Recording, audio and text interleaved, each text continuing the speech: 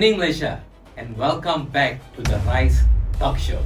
Our guest today holds what is arguably one of the most challenging, scrutinized, and polarized roles in the current political landscape. As the National Information Chief of the PAS Supporters Club, DHPP, his job is to convince the non-Malays and non-Muslim electorate that their future, their livelihood, and their constitutional freedoms are completely safe under a future, maybe a federal government led by PAS. As the political climate heats up ahead of the 16th general election, the questions are getting harder and the anxieties are getting deeper. Joining us in the hot seat to answer the hard questions, we have Dr. Balachandran Gopal Krishnan, National Information Chief himself, to give us the hot takes. Doctor, thank you for coming to the show. Thank you. It's a privilege to be around with you. Thank you. We have been a good friend for some time now. Yeah, true. Finally, I get to have a heart-to-heart conversation Yeah, about PAS and also your roles and your future roles as well. Yeah. Thanks for this opportunity. All right, sir. Do you think you can start now? Yeah, definitely. All right. Let's start with the most easiest one. What is actually the roles of DHPP in PAS? Yeah, very good question. A lot of people ask that question actually. You see, DHPP is a wing of PAS. We are not a separate entity. Okay. We have the women's wing, the Muslim wing. We have the Pemuda wing. We have the Ulama wing, and we are the Dewan Penampungan wing. So we are on par with their wings. I mean, we are a family of PAS. Okay. And DHPP's role, or we are created to act as a bridge between PAS and non-Muslim communities. That is the main thing, a bridge. So that they can, because when you talk about Muslims, there must be some kind of barrier. So we have become the bridge. That's our main purpose. Once we create the bridge, then we ensure to explain PAS policies to reduce misconceptions. That is our main thing now. Because a lot of policy people are having wrong ideas, taken out of context and things like that. So we actually explain to them so that we reduce the conception. That's number two. Number three, we bring grassroots issues and concern from national directly to the party leadership. That is our plus point. We can go straight to the party leadership. And DHPP today is more about engagement, policy communication, and nation building, not just election campaign. You know, that's our main thing. And for us, we believe Malaysia today wants stability, integrity, and mature politics. DHPP helps us to move towards that direction. Basically, that's our main role. All right. Okay. Can I ask you this question? Sure. DHPP sounds similar to like some fan club. I know you guys says you are supporters club, but I also know that you guys are also made something like an associate member, as you said. Correct. But do you guys actually sit in certain, I don't know, CWC, or are we just talking cosmetically, like fan club, like Vijay used to have in India? DHPP started as a club. Okay. It's known as Club Penyokong PAS. Fan club, isn't it? Yeah, it's a fan club. It started out as a fan club. And then later in 2010, it was upgraded to become the wing of PAS, which is still not there. They only became the associate member in last year. Okay. After the ROS amended by the to bring us as members, and we just had our first what we call election and formation of these PP. Okay. You see, if it was merely cosmetic, people say, this is very miracle. PAS would have not amended the constitution today. Okay. They were just kept us going as club, because it took a lot of time for that to get evolved from the club to the day one and then to the extra members, because everything comes down on what we call trust and inclusion. Okay. That is built over time. Okay. So, and when they started to amend the constitution, it reflects a willingness to institutionalize the role of DPP within the party structure. Okay. And DHP today has more structured engagement and participation compared to before. And the most important thing is whether our views are heard and considered seriously. And I believe, with my 20 years being with there, seeing it grow, there is big growing space for that. Okay. So that's All sounds good, sir. Okay. But you sound like you are just giving me these press release statements. Okay. Do DHPP members actually hold real position and like can really make real decisions? You see, DHPP role is not merely administrative. Okay. We provide feedback, Okay. policy perspectives, Okay. and community concern direct to past leadership. Okay. See, that is done within. We don't go and talk around. We are doing this thing because we have got our structure and standards. Okay. You see, because if, for example, now we have what is known as the Kawasan head, Okay. appointed by the past Kawasan leader. Okay. Yeah? They will appoint us, and we will be put into the committee of Okay. Kawasan. So we have a say there. Mm. Earlier, it was not structured that way. Okay. Earlier, it was just a very open talk. Okay. Now, every role we play. From there, we go to the state, and then we come to the thing. So it is not something to say that they don't hear us. The structure is in such a way that we will be now. For example, like me in Terengganu, I'm with the past Executive Council Committee of Terengganu, sitting there.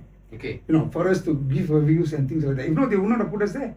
Mm. See? And then also as appointed as the special officer of the MBA of Terengganu for non-Muslim affairs. Okay. These are all that things, it's a slow process, so that it's not something that, you just come and take, they have, trust has to be built, they know they're working towards that kind of thing. So for us, we don't see any issue in that matter as far as we're concerned. We've got our place, our platform to perform and to actually express whatever we need to express, and then we'll see the situation then. Because political dynamics in different states are very different. Okay. According. So basically, it's about it. All right. Okay. You say all this, Okay. but your party president, Yes. Tan Sri Abdul Hadi Awang, Okay. did say non-Muslims can be part of the administration, but maybe they'll play smaller role. I assume, like you Okay. say, Okay. answering small grassroots issues. Okay. But are they really doing policy making? Like, for example, giving real ideas to the top, having real feedback, and really have a say in making a decision for the state. You see, as I said, the very fact that there was a special officer to take care of non-Muslims in a small state like Terengganu, that is a clear sign. It has to start somewhere. So then you just cannot bring everything and put on. Somewhere has to start slow and say. And now we are into that process. Okay. The dynamics of politics are now changing to that level. Earlier we were just, in a 97% Malay community for Terengganu, you don't even have to have us. If you ask, but because we are structured and the time has come, so it is time they build this up. So in Kedah we have the special officer there, in Terengganu, in Kelantan. So these are the things that is starting off now. Okay. Of course, it's a long process. Okay. It took us about 15, 20 years to evolve and come to what we are. But for us, we are very consistent in that. There is no two ways about it. Okay. Okay. Oh, so right now you're saying as an opposition, you are taking care of opposition states, Okay. and PAS is evolving to accept non-Muslims Okay. in administrative Okay. higher level positions. Okay. Maybe you're assuming and saying that PAS, if one day they take government, they'll also do the same.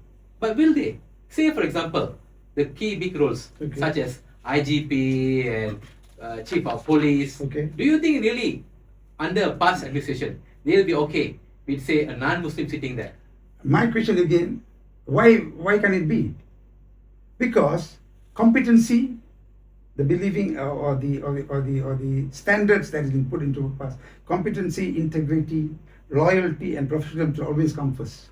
Okay. That's our first thing. But you see, Before the title of Muslim, non-Muslim, correct. it doesn't matter. Doesn't matter. You see, Okay. and then Malaysia is a multiracial country, and many non-Muslims have served the nation with distinctions. Okay. That we have to understand also. But the dynamics is changing. Okay. You see, that is a truth, and there's a political right thing. Okay. So that's where people get confused Yeah. between something that is politically right, which might not be the truth, but which is essential for the betterment and bringing about a community that is having the authority to decide. So these are the things that we have to understand. Okay. As far as we are concerned, there's no issue at all. Because even as I said again, I'm telling again, there's no need for us to be there. Okay. No need at all. If you're talking about, about 3% of non-Muslims there, but we are starting off from somewhere. You know, we go on and move on and move. And it's been 8 years now I'm there. It's not that just 1 year, 2 years, and then they change every year. So things are, but people have to see it in a very broader sense, because end of the day, we realize appointments should ultimately respect the constitution and national interests. Okay. That is very important. And that one we cannot run away from that, because that is how it is. And then we should move away from fear-based and racial politics. Okay. And focus on the merit and capability. That's what we are trying to move on now. Okay. And this is how it's going. Of course, people might say, you are saying about it, but we know 20 years how we have evolved and what we are today. Yeah. No, so that, I'm very, very, very confidently I can see that. Dr. Bala, even me, I mean, I came from an Indian family, Okay. and we always believe and have this perception, Correct. PAS is a hardline Muslim outfit or organization. True, right? right, I think that's what the non-Muslim generally think about Correct. PAS. But you are saying, no, they are not that. But is that really true? For example, I understand you are currently sitting as a special officer, but you are just one person. Okay. But there's always so many fears. Like, for example, I can tell you, the fear is, for example, if today PAS comes into power, tomorrow you cannot wear shorts. Okay. Okay. Right? Okay. But will that happen? Is that? You see how when you see, PAS has got its policies very well structured in states that are Muslim dominated. Okay. For example, now we see there was an issue of one of the ladies were fined for wearing a short pants. That's right. That's an issue. But they didn't know the whole story. They just saw it that way. Today I can take you to Terengganu, I can see all the Chinese walking around with short pants. So no issue at all. That particular case was because she was renting MBKT stall, which has got its own bylaws. Okay. We say that you should not wear shorts. So you have already signed it and you accept. So when you wear shorts, you violate the law, you are fine. That's about it. Okay. It is not that you cannot wear the shorts, because you go and see in Terengganu, I can bring you of course, welcome to come to Terengganu, see everyone, all the Chinese going to shops and wearing shorts or walking around. There's nothing wrong with that. People are just focused on one thing, can't wear shorts, fine, without realizing. And because when you don't like someone, you start creating more issues to make sure that that person is put off. For us, it's not an issue at all. Everyone can do what they want to do. But you have got certain laws, certain bylaws you have to follow, certain place. When you agree to it, Okay. that's about it. That's all. Okay, that's one. Okay. But there's more. For Okay. example, gambling. Okay. All right. For example, drinking. Okay. Now, I understand this is all sinful or whatnot. Okay. Yeah, that is religious. I understand. Okay. But that is also my right. Okay. Right? I can drink. I can gamble if I want to. Okay. I can even go to a concert or a rave. Correct. Will this be allowed? You see- does PAS have issues with You it? see, for me, when you talk about gambling and drinking, Okay. it is not an Islamic matter. All right. You must understand that. Okay. Gambling and drinking is not because it is in Islam and it's haram. Most religions does not encourage this. Okay. That's number one. So for me, if you ask me, when PAS revoke the licensed premises of gambling dens, they are actually also enforcing our Hindu law. Okay. Because our Hindu law also forbids actually liquor. Okay. So that is, you have to look in that context. The rights or not rights is a separate issue altogether, You're talking about going to school, having businesses, then you talk about your rights. That is all open for you. There's so much space for you to have businesses, for children to go to school, everything, and even they have temples, they have what we call monasteries, they have got churches there, they have all the cultures, and even last week we had the Visak float going around the whole of town of Terengganu. So what is the issue now? Okay. So for me, let's not just look into one thing, because we feel that, or just because it's a short affair and it's, you need to be there to see. Because Terengganu basically is a state that is very family centric. Okay. You understand what I mean? They balance entertainment and family life. So it is a little different. Okay. That's about, so that I see that way also. Then if you look at me, if you ask me to talk about that, then that's about it. Because if you sit and just talk about one particular short pants and things like that, then it's not. Come and see for yourself. What are the things? Okay. All right. Okay. So you see it that way. Okay. You talk about gambling. You said that is against all the religion. But let's go to the more simpler one. Okay. Eating pork. Okay. Now, There's nothing wrong for me to eat pork in my religion. Okay. Will I be stopped from eating pork? Because that was the case in Air Kuning by-election. Right? Okay. One of the main issues that was brought up was The pork thing. banning banning pig farms in that area. You see, for harmony to exist, so the people who are less there, minorities, put it that way, like for example, Terengganu example, Okay. the 3% must learn how to be comfortable in an uncomfortable environment. That's Okay. number one. All right. So that the harmony is created. And same vice versa. They also must be able to understand and learn how to be comfortable. And you see, in Terengganu, we have 4 shops given license for pork selling. Okay. So that should be they have been there for so many years. Okay. And even in Kelantan. So I don't see why this issue actually should come up, but pork will not be banned. What they are banning is for pork being around in a multi where there are more Muslims area, and I think it is a matter of respecting and understanding, mutual respect. It is not about banning or eating of pork. Okay, alright, but you're still talking about Terengganu. I'm talking about federal level. Let's just say PAS comes to federal level. Yeah. I mean, this is a multiracial area. We are staying in a compact, dense areas. Will only 4 shops only I can go eat pork? No. That is Terengganu I'm talking. Okay. You see, the dynamics changes everywhere with them. You don't expect what is in Terengganu where there's 97% Muslims. Okay. Follow what is. For example, I give you. If you ask me about Pahang, Okay. people say that you are now the doctor. PAS is like going to Go into what is going to happen to the casino? Okay, that's right. That's a big issue. Yeah. But you see, the dynamics in Pahang is very different. Mm. We have about 14 to about almost 40% of non-Muslims, and we need to take care of them. Mm. All right. Yeah. So casino was actually a revenue generating entity. Mm. So we will take that revenue Mhm. and keep it in a fund, especially only for non-Muslim affairs. Okay. Gives the assurance that money will never be taken care of by any of the Muslims. So that changes accordingly. Okay. So this is how we look at things. We cannot be looking at one particular state, one particular situation, and then talk about, oh, it's going to happen that way. Alright. Everything we do is you see, the Muslims empower their religion. Empowering one's religion is not extremism. Mm. The non-Muslims beautify their morality. Mm. That's about it. So you don't mix it up. So a lot of things happen that way, So we have to understand that. If you don't, of course, people will come and say you are talking. For me, my experience for 20 years has given me that assurance that things will be good for us in Malaysia. Okay. All right. Alright. So Dr. Bala, you're saying all nice stuff. Again, I'm going to push back on you. Okay. So in Pahang, you says the casino revenue can be kept aside and used for non-Muslim betterment. Why didn't you give similar advice for Kedah? They have the you just closed the entire 40 shops there. No, Could have just kept that money for the issue, as I said again, Kedah's dynamics different. You have to see the dynamics, It's very different, Kedah. The majority of the Muslims would want that. Politically, they are right. Mm. This is how we have to look at things. We cannot be doing things just for the sake of doing. We have to look at how it benefits politically, as well as how it actually bring the people together. Mm. So that's how. So it is all been consulted. Mm. So that things will, even like, for example, Terengganu, for example, I give you, their karaoke time from 12:30 as we are proposing to come to 10. A lot of us say, why is all this? We need more time. My question is, in KL, you finish work, by the time you reach home is 9 o'clock. Okay. You come out 10 o'clock, you stay back until 12:30, 1 o'clock, fine.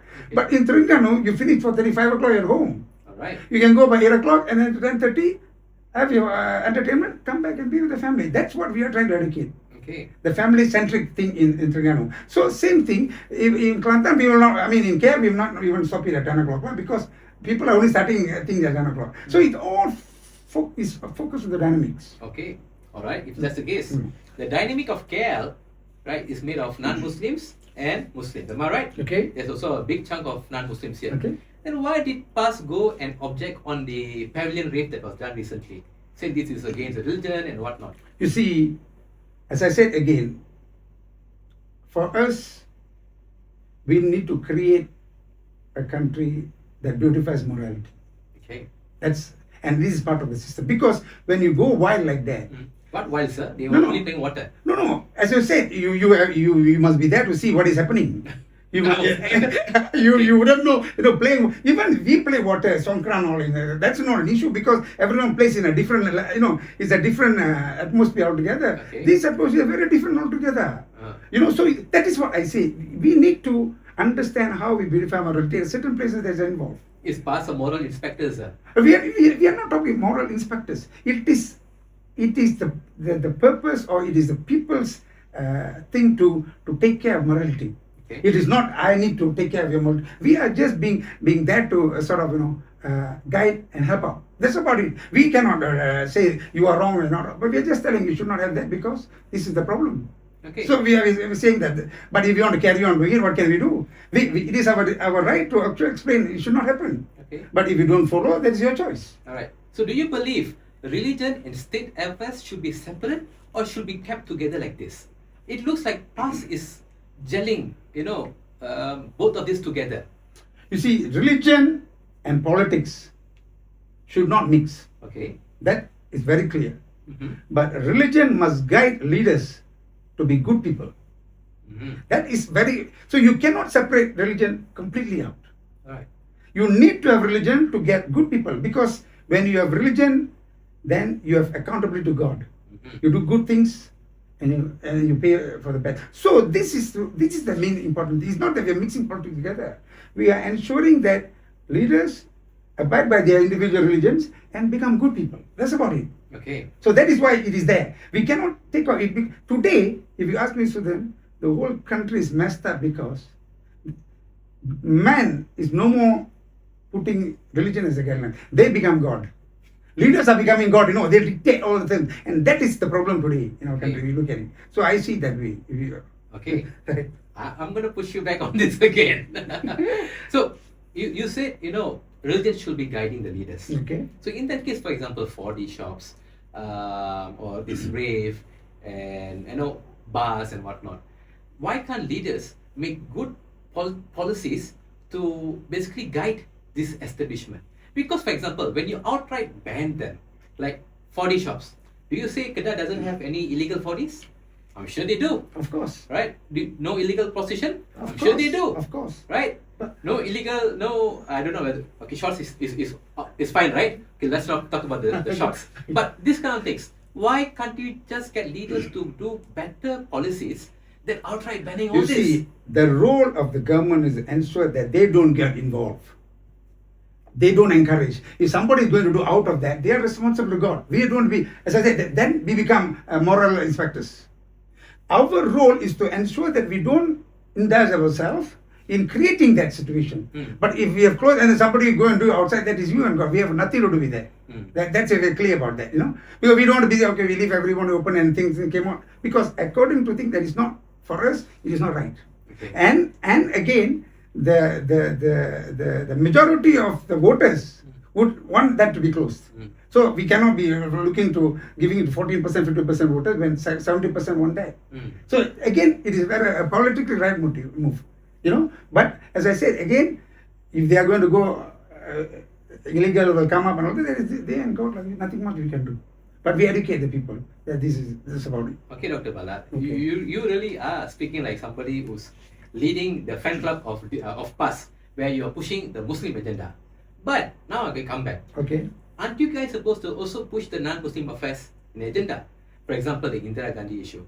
I didn't hear a noise from DHPP defending Indira Gandhi on a mission to get non-Muslim children out from a Muslim guy who kidnapped the children. How come? So then, not every effort happens publicly or through media statements. Understand that. Okay. Some issues require engagement through legal, institutional, and dialogue channels. Okay. DHP must act responsibly, not emotionally or for publicity alone. You understand that? So we are not just going to, an Indian has come, we have to go in for the sake. We are not going to do that. Okay? Justice is important, but so is preserving social harmony in a multi-religious society. Okay. And we believe in engagement and practical solutions rather than escalating tensions. Okay. So as far as we are concerned, they have got their issues. All right. Because we don't know what personal thing happened between the husband and wife. We really don't know. Okay. You know, a lot of things could have happened, and we go inside there, we might turn out to be. So we play that game accordingly. We don't want to see. Some people, of course, they want to, it's an Indian issue, publicity, and all that. That's not the way we work. Okay. So that's how it is. Alright, so you're saying DHPP didn't play any role in the front, but you said there was some role being played in the background. Of course, we discussed this in the matter. Of course, as far as the religion of Islam is concerned, you cannot separate the child away from the mother. That's Okay. very clear. Alright. No, but then when it goes to legality, we don't go into the picture. Let legal, they've already gone to the court settle first. Did any past leaders speak about this? Of course, Tuan Ibrahim Tuan was very clear on the Muqtama that time when the issue was going on. The problem is people don't listen to us then. People just don't want to listen. They don't even listen. They don't want to know what we are talking about. And that is the biggest problem today, you know. Okay. They don't want to listen to Pas. Oh, Pas, I don't want to listen. When we are trying to explain to them, and then they'll say, why you never say that? Why you never say this? We have attacked a lot of issues. If you look at a lot of statements of our leaders, president, they have spoken a lot on these issues. But people just took it. Because first they say it is Islamic right, you cannot separate child. And then now it's a legal thing, we don't want to get involved first. I mean, what else can you do then? Okay, I can understand. No, you see, the things with that is... But will people understand this when you say, nobody's Truth listening? should be investigated independently. If everyone works on that, there's no problem. The problem, you listen to every social media that comes in and you just forward, ask you, what were you doing? I really don't know what I was doing. What was the message about? No, the flow forwarded, I also forwarded. Okay. So that is the problem. You see, for truth to be,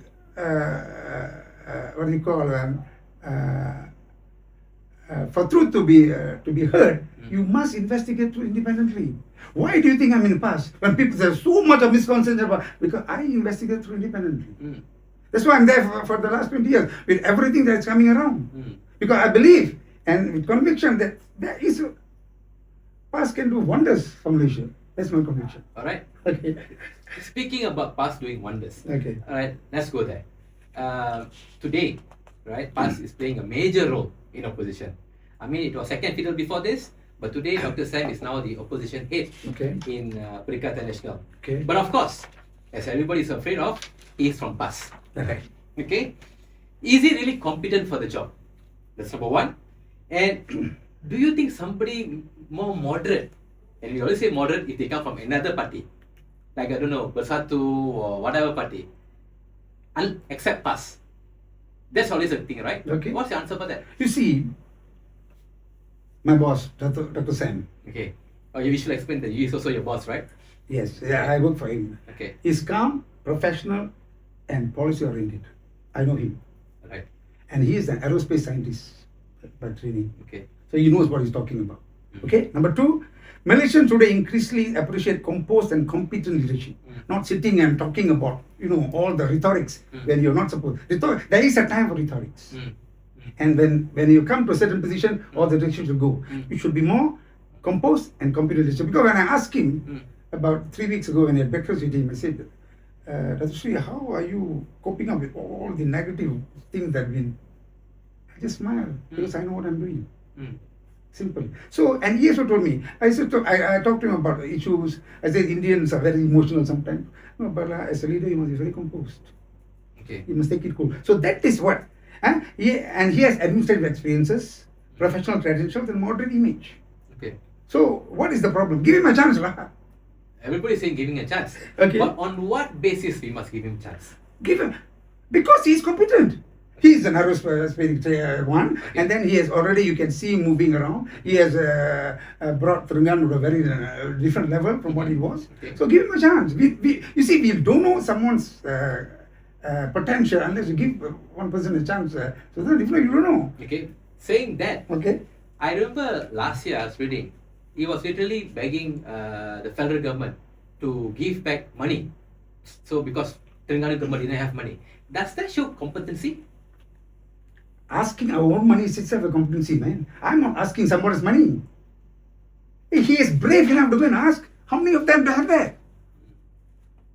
I am asking my own money, I'm not borrowing from the government. So, how many of them got the guts to ask? I take my care for him. If you say you're going to borrow the money, yes. Okay. This is based on our money. We based it on our budget on our money. your oil royalty. Yes, it's a royalty that has been. So what is the problem? For me, he's a great man. Okay. He's asking for the rights of the state. Of the state, correct. That's what he has asked us. So this is part of his own. You cannot say, oh no, I will leave it to the side. No. So we have to go. For me, it is his. We will make sure you go and ask the royalty money because there's our money. Okay. Okay. The other thing I'll say is Terengganu is not as developed as Selangor. Look at where Selangor is. Look at where Terengganu is. Right? The development is so far different. Again, is he competent? Terengganu is not a developed-based state. Terengganu is a balanced state. That is the requirements or the wanting of the voters. Even if you go and put a big thing, people are not happy there. People want to have serenity in Terengganu. See, for example, I like to go and work outside. I don't like to work in Terengganu because it's a very peaceful place. Okay. I go and work outside, but when I want to have peace of mind, I come to Terengganu because I see the beaches, I see the islands, I see all that. There's no jams. You imagine you have stress here, you go back, the same thing there. So for me, it is a privilege to be in Terengganu. It's not everybody has that privilege. And it's supposed today Terengganu is known to be the most happiest city in Malaysia. Oh, yes. Wow. Negeri bahagia. Negeri bahagia. Because you can see all of them. Weekends come. Last year we had about 8.3 million domestic tourism just going to see, enjoy the food, enjoy the environment, things like that. So that is it's not about development, It's not that you don't judge some kind of thing by being developed. Certain place, you require that kind of place. Certain place you don't require that. So Terengganu is fit for that kind of the serenity and balanced development. That's about it. Okay, fair point on Dr. Sam taking care of the state. Okay. But how about taking care of Perikatan Nasional? Now, let's go there. Today we see that there is a lot of statements coming from Tan Sri Hadiawa on Bersatu and it looks like there is some lost love between both of these parties. Is there a crack beginning to happen? And is this the beginning of an end of Perikatan Nasional under the leadership of Dr. Sam? If you ask me, every entity has got issues. Okay. But as far as the Bersatu is concerned, I don't wish to talk about it because I think my leaders are working on that. And I don't want to put a spanner in. So I rather reserve my comment on that. Maybe can I ask about Hamzah Zainuddin?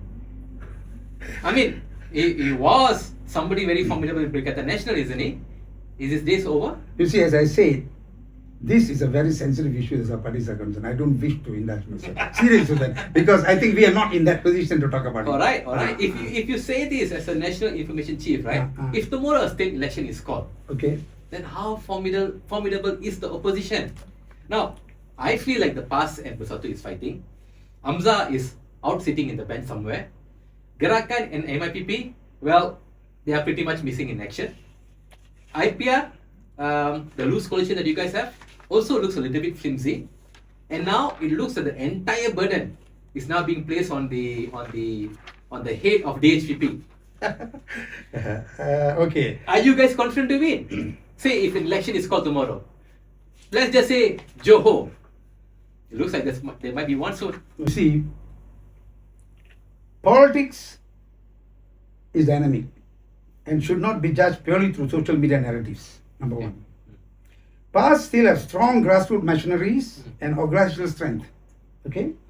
At the same time, voters evaluate the current government's performance closely as well. Okay, that is one part of it. Based on that, then we, as far as we are concerned, of course, DHPP, you tell me which party has got no problems. Even now, PHBN and DAP have so much of issues. Okay. We don't want to talk about issues because the world has problems. Without problems, you'll never progress. Okay. But you should identify problems and resolve it. We are doing that. Okay. We want to ensure that all these problems that we will find out a way and resolve that. That's how we are going to. We are not going to say that we are the best or we can do everything possible, but we will do our best to ensure whatever. Now today, what are our main issues? Today's our main issues are talking about opportunities, education, and economic stability. We will look into that, but we need to have the authority. We don't have the authority, you cannot do anything. So that's why we say. Now, you see, even when you talk about when Perikatan Nasional, Dr. Sam took over, it was before he became after the issue of the Bersatu, not he came in and created a problem. Okay, you understand what I mean? Yeah. He came to rectify and for me, he's a corporate doctor. Okay. That's what, for me, Dr. Sam is a corporate doctor. He's coming to resolve issues that have been put aside. Okay. And that's the role we've given him now. Okay, that's fine. All right, okay. We understand what PAS going to do. I want to understand what DHPP will do. Now, DHPP, Okay. I understand the role that was given to you in your recent, I think, Muktamar, right? Okay. Muktamar AGM, Okay. was to woo the non-Muslim voters. Okay. Who are these non-Muslim voters? Is it the Chinese? Or is it the Indians? Or is it everybody? You see, we have to study a lot of issues. Non-Muslims are all those who are non-Muslims. Okay. Put it that way. Okay. They have Chinese, Indians, Karazans, name it. Okay. But for us, when we study, we see situations. Okay. Okay. Look at, now we talk about the Muslims itself. You know, they have got two parties they can talk about. Mm-hmm. We have got the PAS and UMNO. They have big ample time to choose from. When you talk about the Chinese, they talk about DAP and NC. Okay? And when you come to the Indians, where we want to go now? That's my question. If you want to vote for MIC, fine. But MIC's, what we call, I don't want to undermine any parties, but looking at the experiences, it does not do much. So where are the Indians going to go today? Where are they going to go? Some of them say, no, I'm fed up, I don't want to vote anymore. I mean, we need to have the bargaining power to have that kind of statement. If I don't have a bargaining power and I say, I'm not going to vote, you're not going to have effect at all. In fact, it could be, the effect could be counterproductive. You don't vote here, you don't vote there, finally you end up getting nothing out of that. So you have to make a decision. Okay. So where you want to go now? You have given a chance as far as PMX is concerned. PMX, you know, the current political situation, you don't seem to be in the right position now. So what are you going to do after this? Okay. So what is your current input on Madani government? Do you think it's doing good, doing bad? Madani government has to walk his talk, that's all. Okay. If they have done that, they're fine. Have they?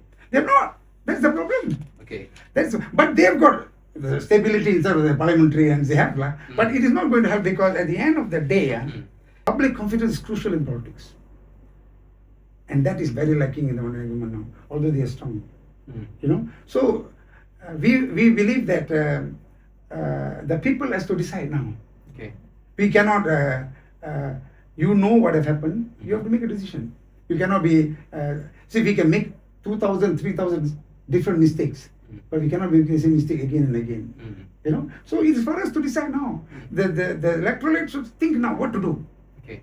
If they are not going to make a decision and they're going to just sit around and say no, then there's going to be the worst thing for the country. Okay, of course. Dr. Bala, of course, all this while, the non-Muslim community were saying that. I think for the last few by-elections, people are saying that the non-Muslim are going to boycott the elections and all these kind of things. But in the last 1 week, there has been a new hope in a party called Bersama. Now, that sounds like a problem in the making for you guys. What do you guys think about that?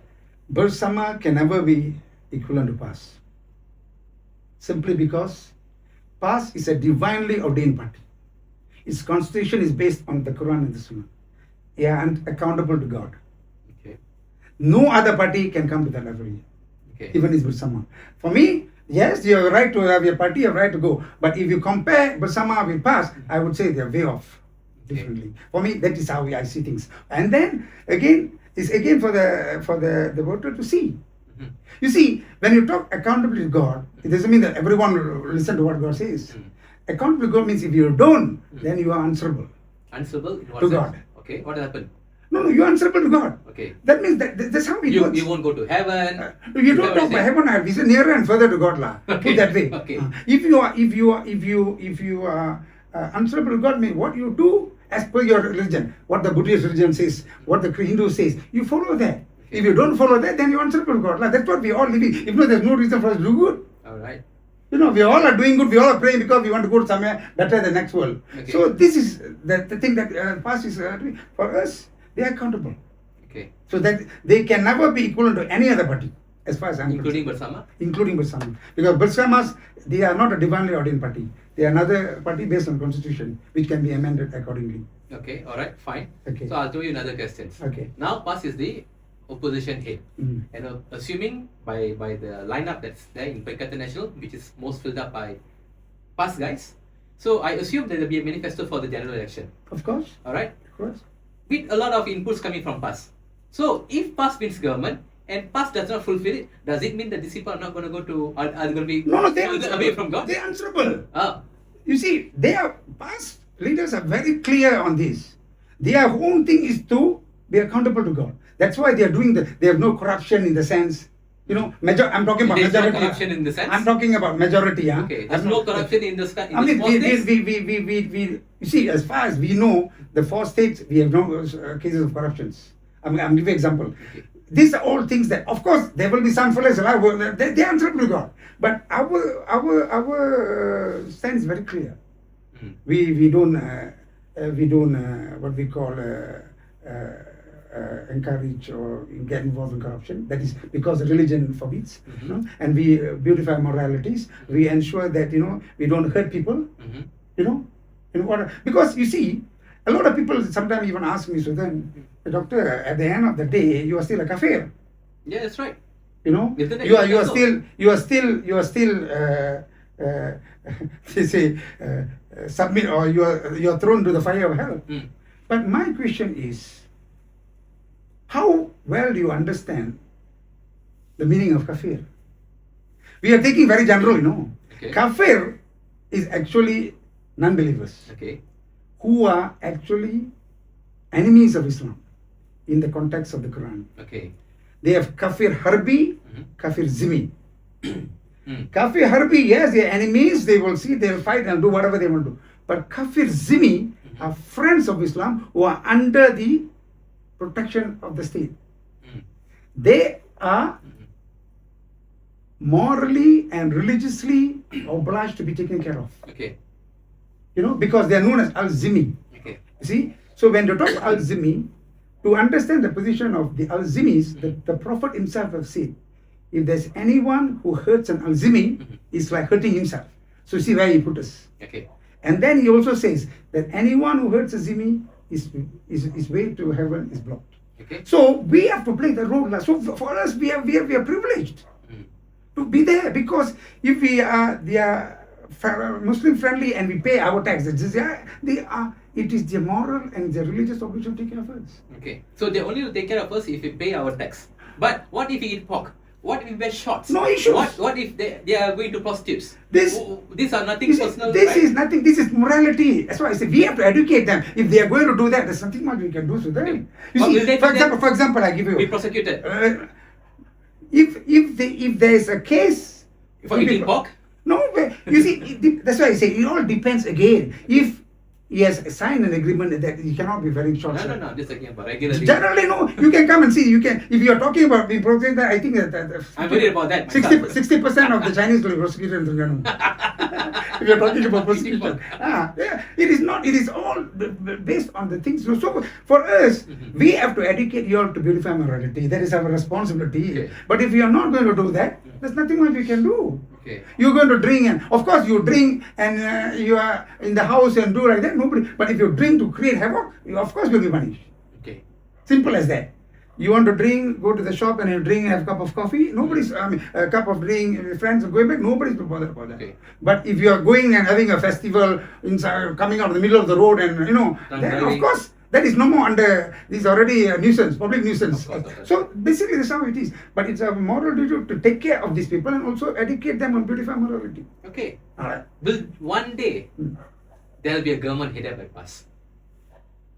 What do you think? God willing, this inshallah, this is. You see, end of the day. How will that look like? How will that look like? Kelantan and Terengganu, how they will take care of the people. Although Poor, you say poor, not poor, struggling. not struggling. Okay. Nobody is struggling in Kelantan and Terengganu. Everyone is just that they believe in Berkat, Berkat is when you have 2 ringgit, if it's Berkat, you are fulfilled. You have everything in you. But if your 10,000 is not Berkat, you have no peace of mind. Okay. So that's how basically they work on. For them, they say Terengganu is a Berkat. That's why we say Terengganu is maju, Berkat, sejahtera. Okay. So we have peace. Even if you have 10 ringgit, we have peace there.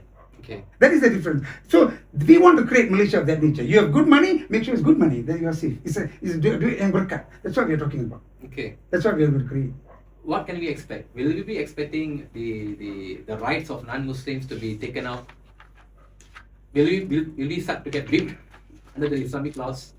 I mean, those are the concepts. You see, if you understand the constitution of Malaysia, then you will never talk about this. Okay. You must understand that. I- You see, the I understand Islamic the states, now. I understand the Islamic now. states, there are about three kind of categories of Islamic states. Okay. One is the basic one. We talk about justice, fairness. We talk about helping the people, and one is about controlling certain areas. Another one is the Islamic completely, which for us, if you ask in Malaysia, it would not happen Okay. because the constitution doesn't allow that. Okay. If you ask me. Okay. So, end of the day, let us look at how 30 years Kelantan has been there.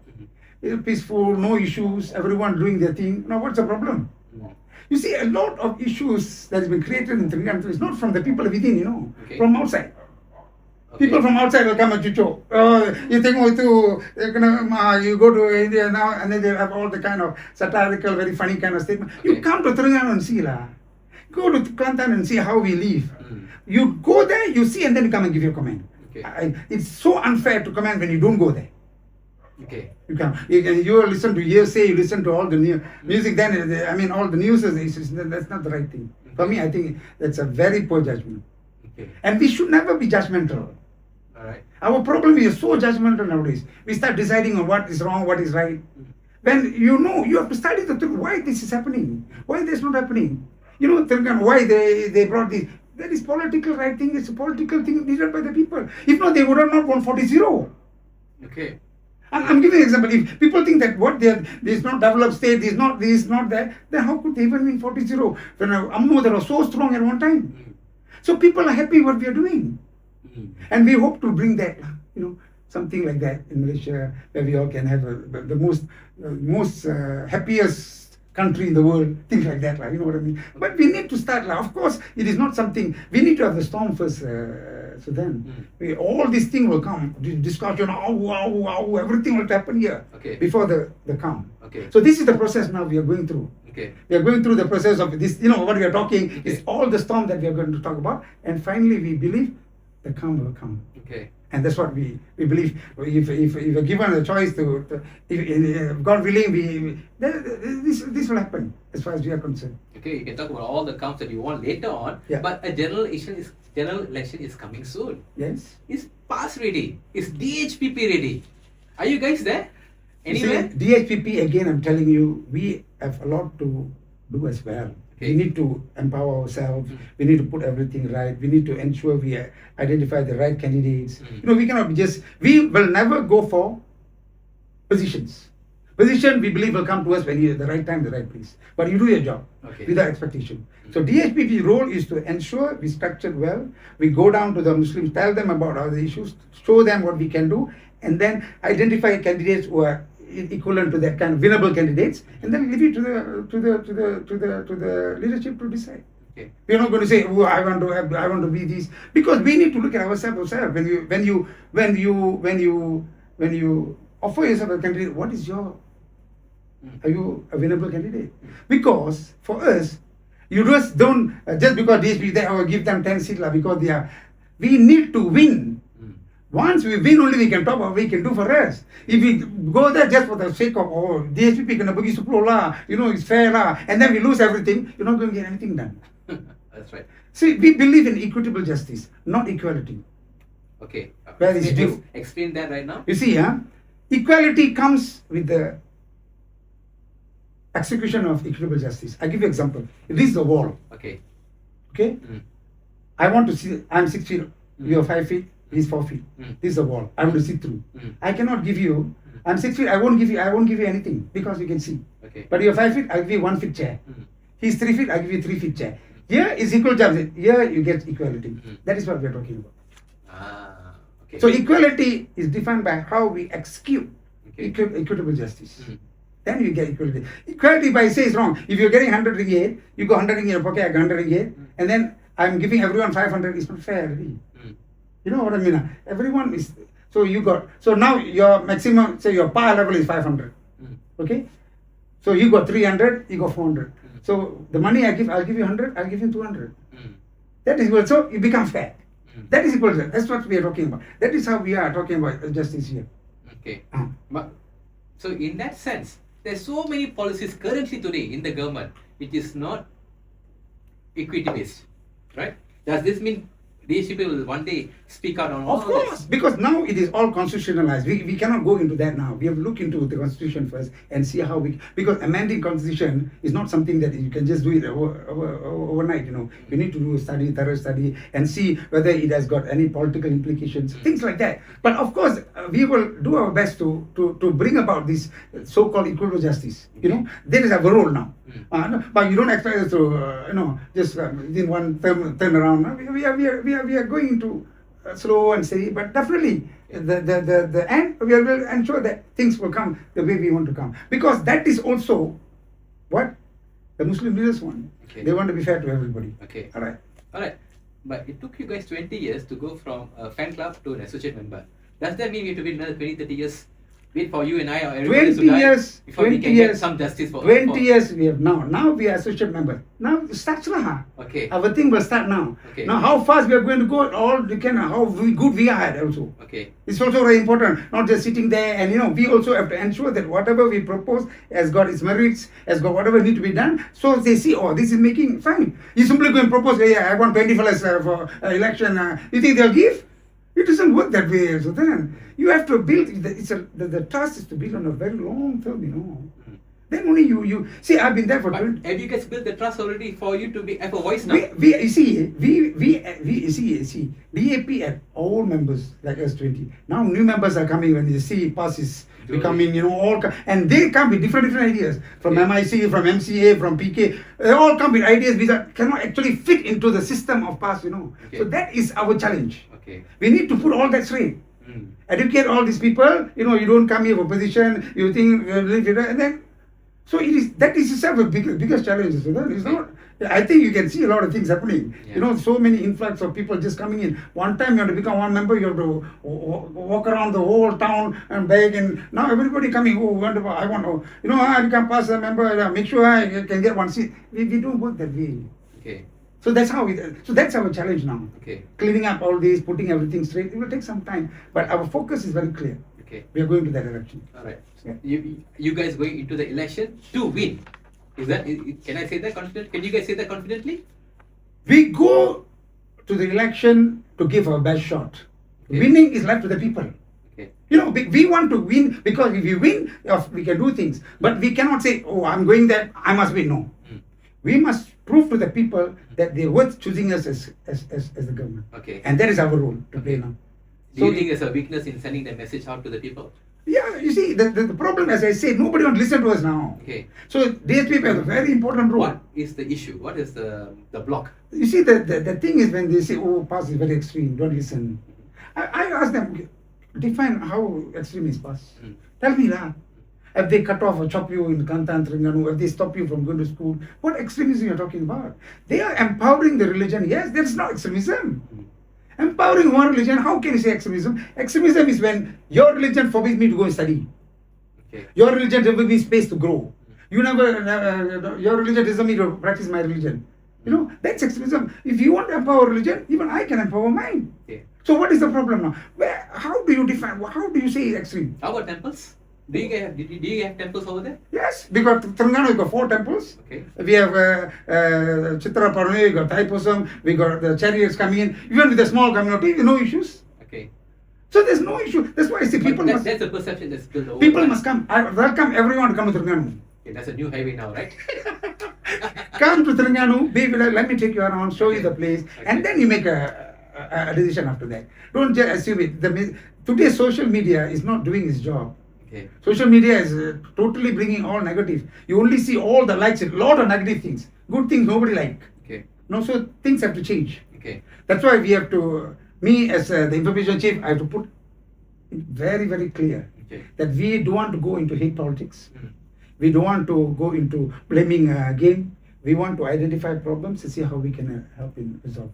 Okay. That's our. Alright. So in the coming election, is it going to be Barisan Nasional versus Pakatan Harapan versus Bersama versus Perikatan Nasional or versus PAS on its own? No. Of course, it's Perikatan Nasional. Okay. So it won't break. It won't break. Okay. You see, every party, when it evolves, there could be fragmentation, but it's for the better.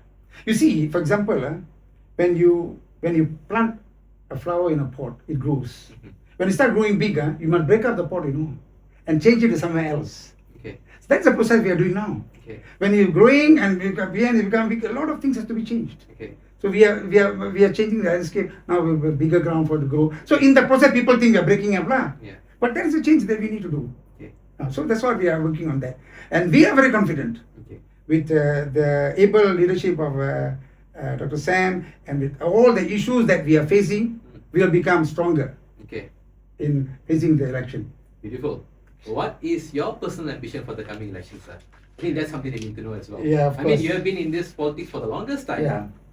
Do you have any big ideas? It's not MP. about a big idea. I'm talking about Malaysia must become more mature and less driven by politics of hatred. Okay. This is where I have to be. Everyone has played that role. Okay. Anyone who's talking about hatred, because hate does not cease by hate. Okay. It has to be replaced by love. Okay. So that every time you start hating people, it's not going to end anywhere. Okay, but they always say the hate politics come from past. No, that's what they the say. temple issue came from past. That's what they say. But they're the one. The moment they say that, that itself is a hate policy for them. For me, how can you say hate policy come from what? In what way we are creating hate? I thought past guys was the one who were supporting the temple demolition. No, who was supporting this? Who was? We were. I heard that. Look. We are not there to make people irresponsible. You must understand that. Okay. If something is wrong, we have to tell that is wrong. Okay. Just because it's a temple or just because it doesn't work that way. If it's wrong, it's wrong. If it's right, we will stand by with you. And if it's wrong, we will teach you how to do right. We cannot be people who, it's our temple, whatever done, we will come. That's not the way DHPP works. Okay. We must understand that very clearly. Okay. If not, how come Sanusi gave 6 gazetted land temple in Kelantan? Because they follow the rule. If you are saying we are not giving, then Sanusi would not have given. Okay. So that is how DHPP is not going to make anyone irresponsible. Okay. We want to make them responsible. If you're wrong, we say you're wrong. And we'll educate you how to change. Okay. So if you want to change for the better, you change for the better. If you're not, there's nothing much we can do. Okay. Alright. Alright. But we have to go back to the question. What is your personal ambition That's what in I the said. coming election? You see, for me, my ambition is I've actually written a few things for me to talk about. You see, we need to identify issues. We need to create a space for a lot of people to grow. We must learn how to be comfortable in an uncomfortable environment. We must also be able to truly create the heaven on earth. Okay. You know, when you say the kingdom of God on earth, Christ usually says, he says, if every individual sincerely practice the true values of the religion and learn to trust God, we will create heaven on earth. Okay. That's what I believe. We all can do it. Because we all want to become heroes. That's our problem. Okay. See, for me, I always say, this is my view, this is my thing, which I feel.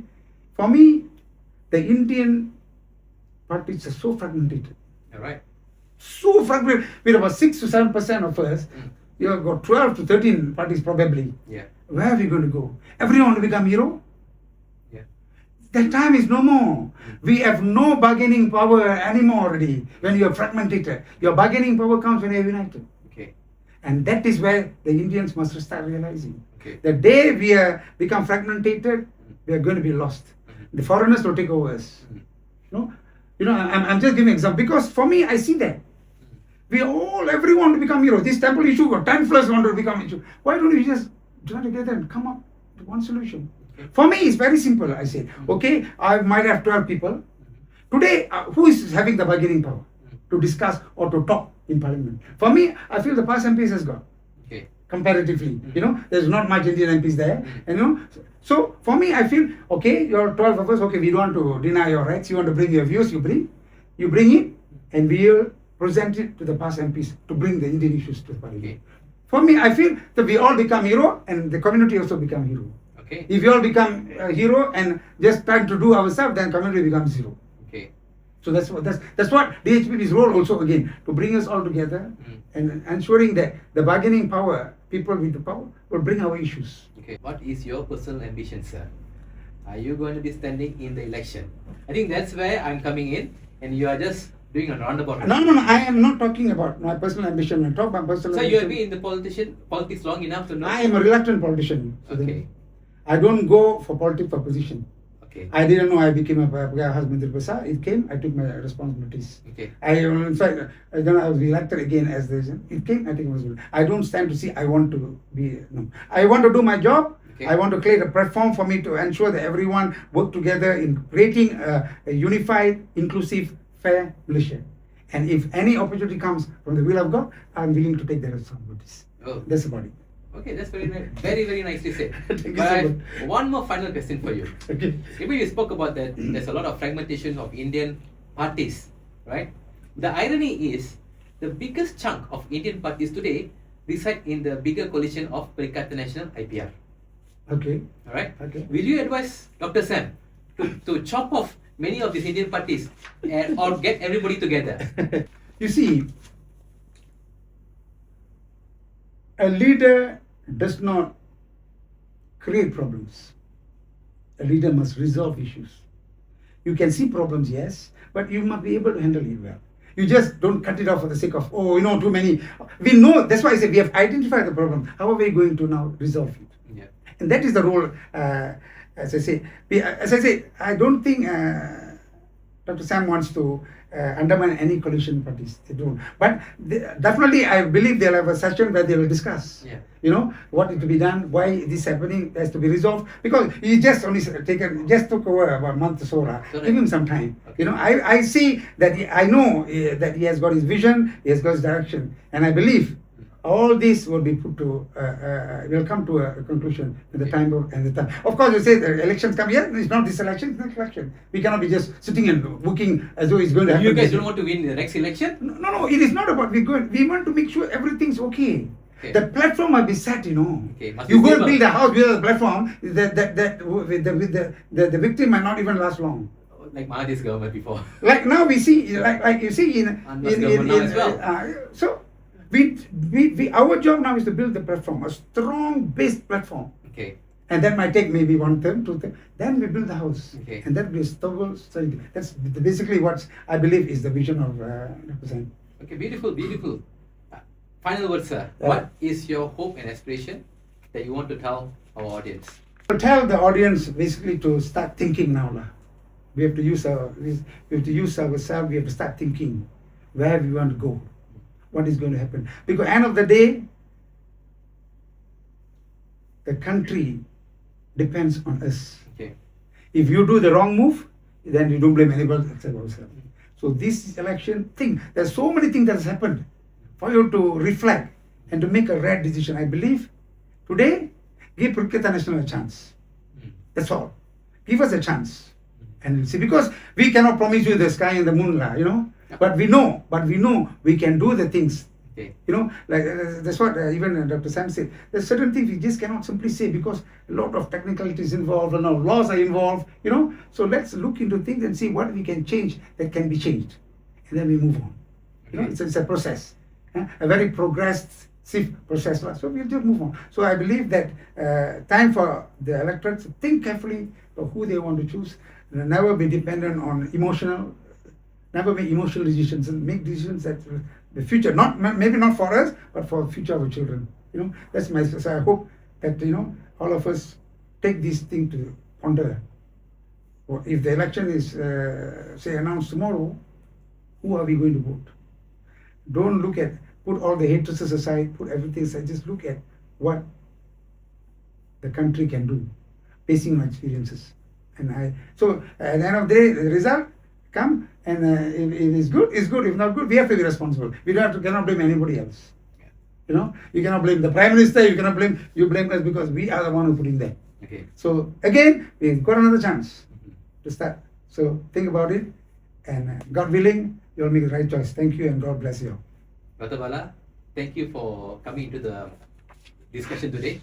We have a very highly charged, but I still think it's a very informative session as well. Yeah, of course. You gave me a of course. lot of information that Of I course. didn't know about PAS and DHPP. Of course, a lot of things. That's my role now. Yeah. To move around and go on road shows on explaining a lot of things, Okay. so that the ignorance are cut off and given the right, because there are a lot of people, provocators outside there to create traps, issues. So we must be careful where we are going into. That's You right. know, it's very important. So we need to investigate truth independently. That's very, whatever news you can hear, but investigate it independently before you make a decision.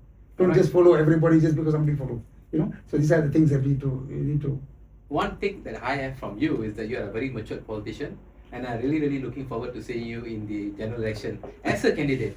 No matter what was it, God what willing, you think. God willing, I would say. Put it that way. Yeah, it's all in the will of God. They say in Tamil, Elam avasayal. Okay. You know, inshallah, they say, let's go. But we have to continue working. We cannot stop that. We have to do our part, you know, do our best without expectation. Because when you expect, you'll be disappointed. Okay. You do your best. God knows when to give you, when to give you. Okay? When it's decided, if it's already been said that you will get that, nobody can take it away from you. And if you decided you'll never get it, you can do whatever you want in the world, nothing's going to happen. Yes, right. So we just move on with that trust. And I believe we will be a peaceful and a great political leader. All right. Beautiful. Thank you. Thank you, Dr. Bala. Thank you so much. All right. To our audience, we just finished our session with Dr. Bala from past DHPP. He is a national info head. What do you think about his input on past leadership, on past ideas of ambition for Malaysia, and also the ambition of past to foster a greater, more Berkat nation? Put in your comments. We want to hear from all of you. You can also watch this in Spotify, in Instagram, in TikTok, and also in all our streaming platforms as well. So with that said, see you next time. Bye bye.